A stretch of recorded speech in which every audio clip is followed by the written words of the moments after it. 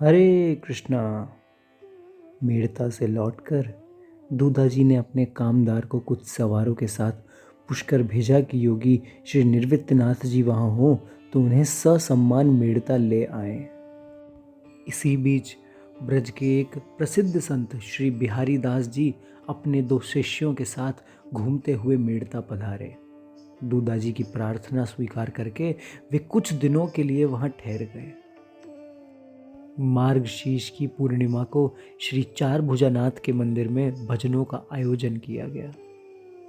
दूधाजी के एक ओर मीरा तथा दूसरी ओर मीरा जी के चचेरे भाई जयमल दूधाजी से सटकर बैठे थे। संत बड़े ही भजन आनंदी थे और संगीत शास्त्र के आचार्य थे। मृदंग और तानपुरे पर सदे स्वर और भावपूर्ण बोलों ने भक्त हृदयों को बांध लिया।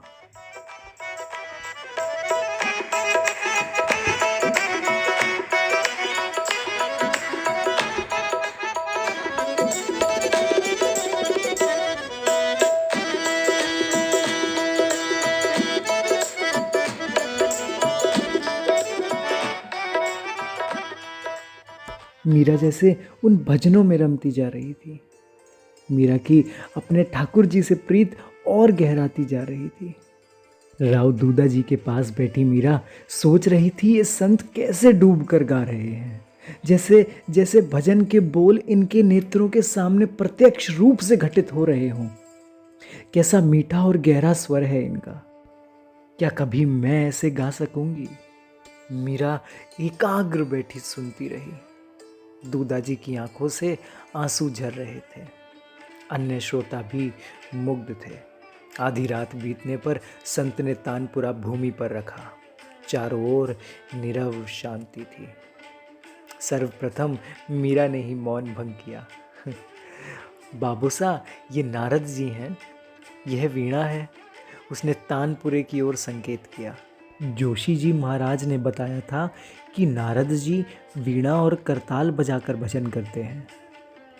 मीरा की वह शांत, सरल और सुंदर मुखाकृति, मधुर स्वर और प्रश्न पूछती सी स्वच्छ निर्मल दृष्टि, संत कुछ क्षण मुग्ध से देखते रहे।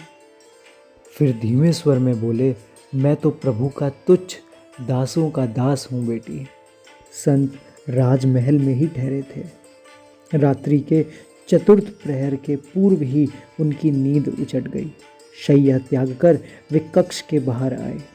कक्ष के बाहर आते ही शीतल पवन की लहरों पर बहती कच्चे कंठ की गति ध्वनि उनके कर्णों में सुधा सिंचन करने लगी। आश्चर्य से वे एकाएक जड़ हो गए। वे मन ही मन सोच रहे थे, यह भजन जो मैंने रात्रि को मंदिर में गाया था, उसी स्वर ताल में इतने मधुर स्वर में कौन गा रहा है? वह मीरा थी। कुछ समय के पश्चात श्री निर्वित्यनाथ जी मेड़ता पधारे तो दूधाजी की मानो हर्ष की सीमा ही न रही। प्रथम दिन के विश्राम के अनंतर दूसरे दिन प्रातः दूधाजी मीरा को लेकर श्री निर्वित्यनाथ जी के कक्ष में गए। देखा कि महात्मा की कक्ष की झोली और आसन पड़े हैं, किंतु वे स्वयं नहीं हैं। पूछने पर ज्ञात हुआ कि महात्मा नगर के बाहर एक सरोवर के निकट है। दूधाजी भी उसी ओर पधारे। दूधाजी ने मीरा के साथ थोड़ी दूर से उन्हें प्रणाम किया और ऐसे स्थान पर बैठे कि आंख खुलने पर वे सहज ही दिखाई दे जाएं। दूधाजी जप करने लगे और मीरा ध्यान से महात्मा की ध्यान मग्न प्रशांत मुख मुद्रा देखने लगी। मीरा मन ही मन सोचने लगी, कैसी शांत अवस्था है इनकी, संसार की सारी हलचल और देह के सुख दुख से पूर्णतः निरपेक्ष। कैसा अच्छा हो यदि चाहते ही ऐसी अवस्था प्राप्त हो जाए। महात्मा जी चैतन्य हो जाएं और बाबू सा आज्ञा दें तो वह उपाय अवश्य ही पूछूंगी, मीरा ने सोचा। उसी समय जय सच्चिदानंद कहते हुए महात्मा जी ने आंखें खोली। राव दूधाजी तथा मीरा ने उन्हें प्रणाम किया। महात्मा ने हाथ उठाकर 2 बार ओम का उच्चारण किया। उन्होंने संकेत से मीरा को समीप बुलाया। कुछ कहना चाहती हो पुत्री? संत ने कहा।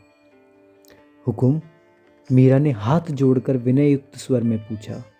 अभी आंख बंद करके आप क्या सोच रहे थे? मैं तो भजन कर रहा था बेटी।